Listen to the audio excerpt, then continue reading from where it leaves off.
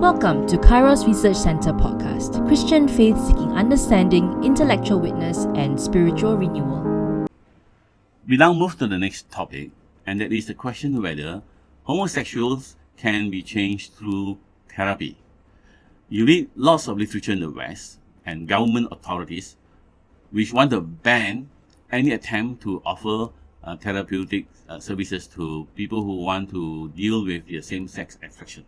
They argue that it shouldn't be allowed because the whole premise that homosexuality can change is mistaken and is coercive, etc., etc. And they want to pass laws, and in fact, there are laws in place so that if you extend therapy to homosexuals, your license could be revoked. What is the truth? Do we have statistics of therapeutic services to homosexual practices? I'm taking my data from these two books. One is Homosexuality by Stanton Jones and Mark Yarhouse. And then they later have another big book called Ex-Gays, Stanton Jones and Mark Yarhouse, longitudinal study of religious-mediated change in sexual orientation. And what they have found is that contrary to the claims of the LGBT activists who want to ban therapeutic services to gays, they found that 30% experience freedom from symptoms and 30% experience significant improvement. The word significant improvement. This is not to deny that change is difficult. Any change is difficult. You know, ex-smokers who want to change, they struggle. People have problem giving up computer games. And you have Christian men who have to struggle with pornography. We do not minimize the problem of change in discarding of sinful habits. But the promise of the gospel is that by the grace of Christ and the power of the Holy Spirit, there can be change. And so, at least here, it's not stated specifically these are Christian therapy. This is general. That 30% experience change. Look at the graph here. Same thing. The qualitative categorization. On the top left-hand corner, success, conversion, total change, 15%.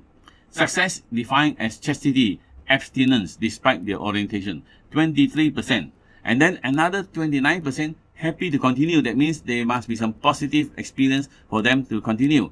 So this is quite good results by any measure of therapeutic success. I have another chart that is also from Homosexuality by Stanton Jones and Yarhouse. And the chart here, you find sample size a bit varying, but you know the sample sizes of social psychological survey, they are usually not as big. But on the and on top is a chart is a number of people, but you find PO, percentage with positive outcome. This one a bit less from the say on top one, it ranges from 27%, the most right hand corner to 39%, 82%.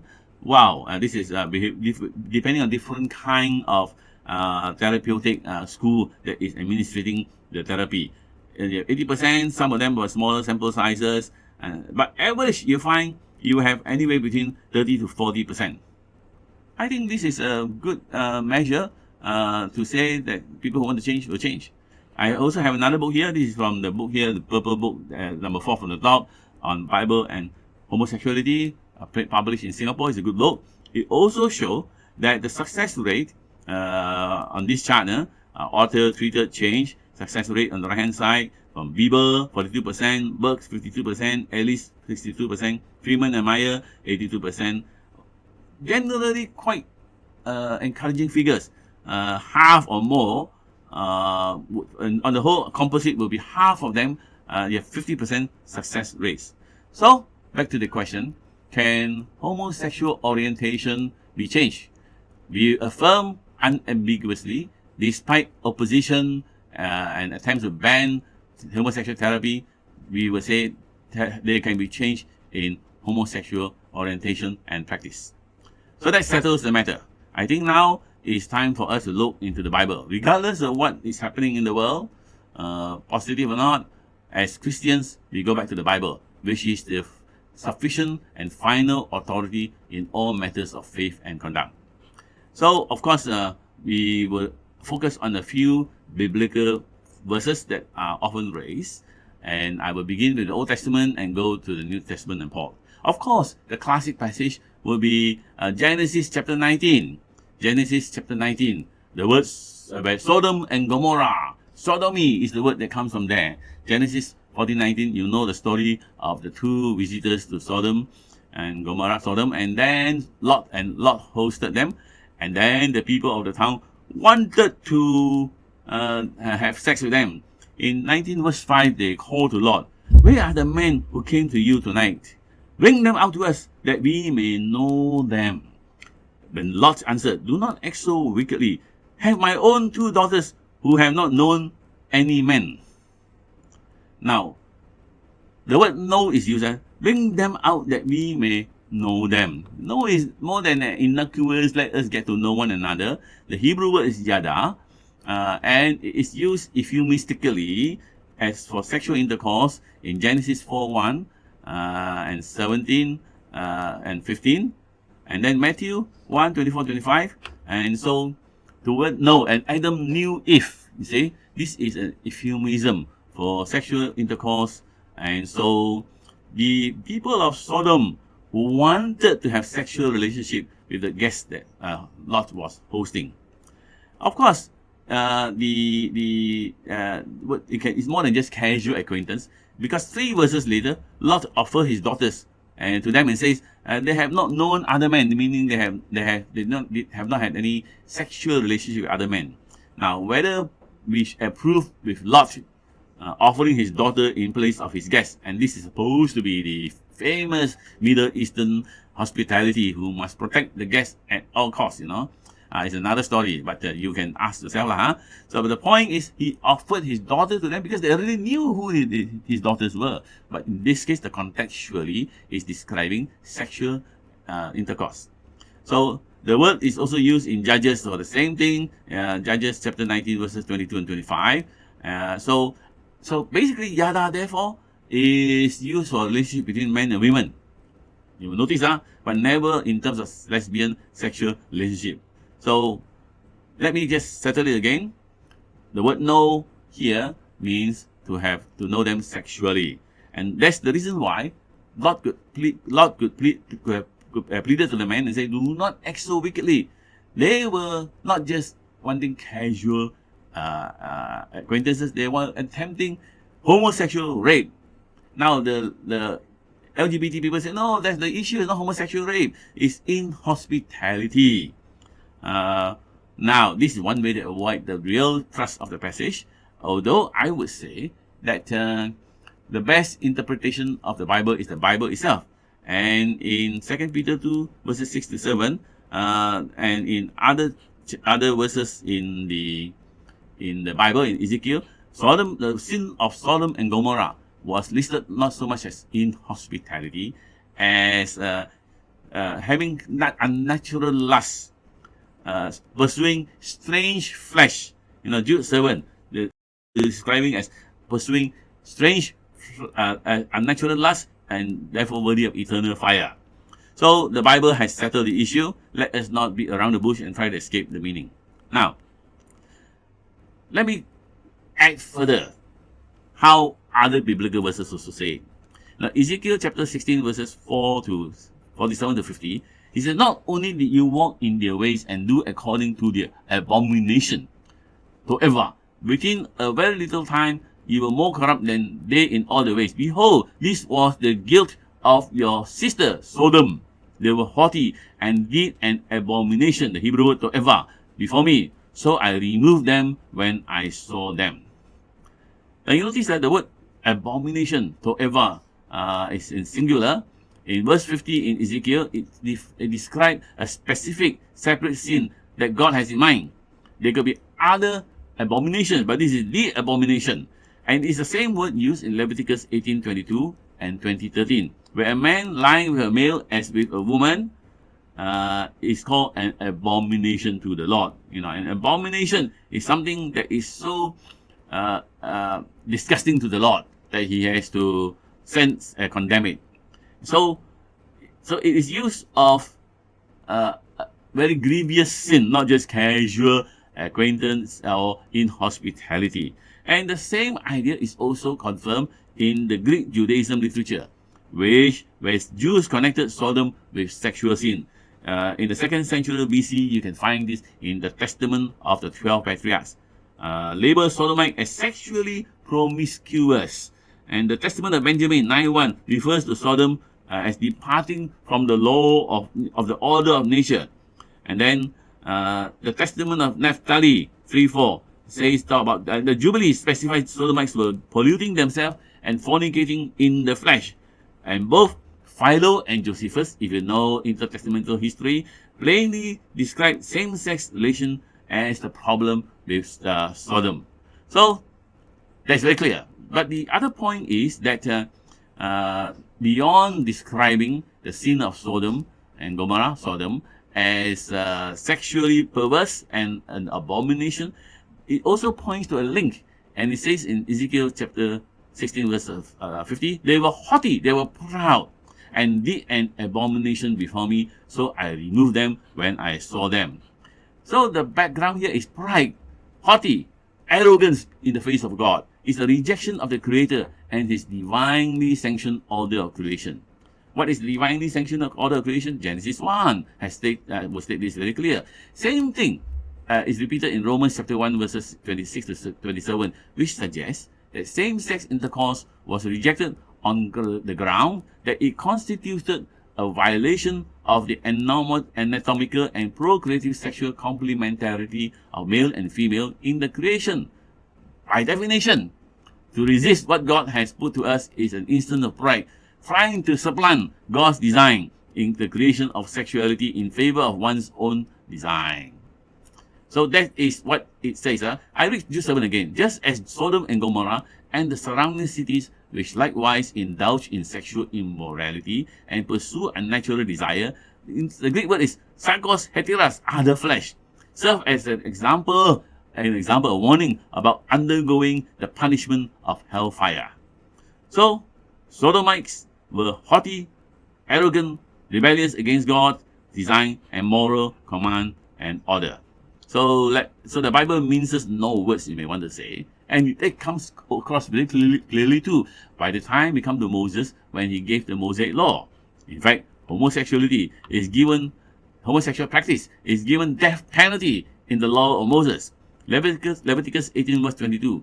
You shall not lie with a male as with a woman. It is an abomination. In fact, there is a connection with bestiality. Leviticus 18 verse 23. Now, some people say, oh, this is just a ceremonial impurity. Well, ceremonial impurity, you can easily offer a sacrifice to cleanse of impurity. But in this case here, it's an abomination. It suggests moral and religious repugnance, anger and revulsion, and abhorrence by the Lord. So I think let's not water down the thing. If I may quote an authority, the TDOT, Theological Dictionary of the Old Testament, 12, 14 volumes, I can't remember already, says that within the Old Testament, toeva, abomination, refers to something in the human realm that is ethically abhorrent. Above all, that it is irreconcilable with Yahweh, contrary to His character and His will, as an expression of that character, an ethical and cultic taboo, is crossing boundaries established by God. This is what God described of homosexual practice. It is not nice to hear from with the modern sensibility. It is not who you love, but that you love. God says, no, it is an abomination to me, and I will remove you from me.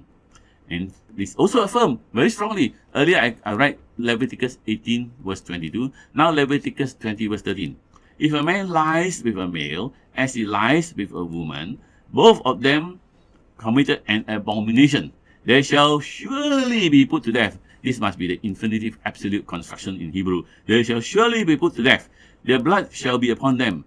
Is this disproportionate punishment to our modern sensibility? But God is so clear in His rejection of homosexual practice. The NLT has a very clear translation. He says, if a man practices homosexuality, having sex with another man as with a woman, both men have committed a detestable act. They must both be put to death, for they are guilty of a capital punishment. So Israel was very, very uncompromising. But how does that how does it compare with the neighboring society? Well, you may say that beyond Israel, in the ancient Near East, homosexual practices were also condemned outside, although homosexual acts strangely are tolerated within the religious practices, religious cult. Cult here doesn't mean those fringe Christian group. A cult here refers to the worship processes. For example, in the Mesopotamian practices, you have these male cult prostitutes who are called Essenes. And strangely, how come you have male cult prostitutes? You have this androgynous goddess called Irana in Sumeria. Sumeria would be Mesopotamian, Babylonian, or the Ishtar of Assyria. What happened is they transform men into men-woman or dog-woman. That, of course, describe the sexual posture. And then now the power of the goddess has transformed these cult, temple prostitutes, men prostitutes, into women under inverted commas. Other men can have access to the power of the goddess by having sex with these male who pose themselves for sexual intercourse. Now, let me repeat. In general, homosexual practices are condemned, but temple homosexual practice is allowed because this is how you gain power from the goddess. Strange, I may say. But while this form of toleration is given, in the Bible, all forms of homosexual practice is rejected, as is clear in Deuteronomy 23 and reflected in Leviticus 18 verse 20. So let me just repeat. In Deuteronomy 23 verses 17 to 18, you may say the Old Testament bans homosexual practice in the temple because it's both idolatry, trying to participate in the power of the goddess, and defilement. Now, let me repeat. In the ancient Near East, homosexual practice is not allowed, but the most tolerated form is in the temple, and that is specifically banned in the Bible. A fortiori, if the most tolerated form is banned, likewise, a fortiori, from the weaker to the stronger. The Old Testament bans homosexual practice anywhere else, you may want to say. Let me read Deuteronomy 23 verse 17. None of the daughters of Israel shall be a cult prostitute, nor shall any of the sons of Israel be a cult prostitute, or the temple or shrine prostitute. And the Greek and the word here is kedesa, Qedesa. So temple prostitution that takes homosexual form is specifically singled out, because verse 18 you read, "You shall not bring the fee of a prostitute, harlot, a zona, or the wages of a dog." The dog here is, of course, the dog man, dog woman, and the posture of submission to the sexual relationship. You shall not bring the wages of a dog into the house of the Lord your God in payment for any vow, for both of these are an abomination to the Lord. So, before you judge me as being harsh, let me just say that I'm trying to be faithful to the word, and it seems to me the Bible is very strong and uncompromising in its condemnation of homosexual practices. In fact, Michael Brown in his book on homosexuality writes this. He says, in fact, in the entire book of Leviticus, homosexual practice is the only specific sin singled out as an abomination, which is certainly saying something. In addition, it's one of the few sins listed in Leviticus that requires the death penalty, along with sacrificing one's children to Molech, cursing one's father and mother, and committing adultery, bestiality, and incest. Leviticus 20 verses 1 to 60. Hardly a list of mere ceremonial infraction. So this is to say, it is specifically singled out. Robert Gagnon, whose book here I have, this is arguably the most scholarly work on the subject by considered Bible and homosexual practice. Robert Gagnon, okay? That's the book if you want serious scholarly discussion. He says prohibition against adultery and homosexuality is sandwiches the prohibition within child sacrifice is. So you have homosexuality is prohibition is sandwiched between adultery and child sacrifice. Why? Because all three threats are grievous violation and threat to the sanctity of the Israelite family. I think very often we talk about all this sexual disagreement, as though we're only focusing on the sexual acts. The Bible is approaching it to defend the sanctity of the family. So prohibition against homosexual practice, or rather the heterosexual family. 2, prohibition against homosexual practice is not linked just with idolatrous practices. It is, you may say, since prohibition against homosexual practice in sexual 11 is sandwiched between commandments against adultery and incest. That's what he says. So let me just say, I first quoted from the Bible, then I make some references to the ancient Near East. If I may summarize, the prohibition against homosexuality is universal and not just restricted to Israel. Now, because Leviticus 18 verses 24 to 30 says, "Do not make yourself unclean by any one of these things, for by all these nations I'm driving out before you have become unclean, and the land has become unclean, so that I punish its iniquity, and the land vomited out its inhabitants." So prohibition in the Old Testament, especially in the Mosaic Law, prohibition against homosexuality is universal. God expects it of both Jews and Gentiles. So we move now to the New Testament. New Testament will begin with Jesus. Now Jesus, of course, you know that has been silent in terms of, he has not dealt with the question of homosexual practice. Perhaps I think when silence means it is not a matter of dispute. Silence doesn't mean acceptance. Silence means, in the light of the Jewish literature, it has been universally condemned, and so nobody mentioned it. But Jesus indirectly would have touched on it in Matthew 5 verses 27 to 30. He says, "You shall not commit adultery." Moikeo is the word, adultery between a male and a female, with a married woman. And then he says, "What then defiles us, makes us unclean? For out of the heart comes evil thoughts, like murder, adultery, sexual immorality, porneia, P-O-R-N-E-I-A, porneia.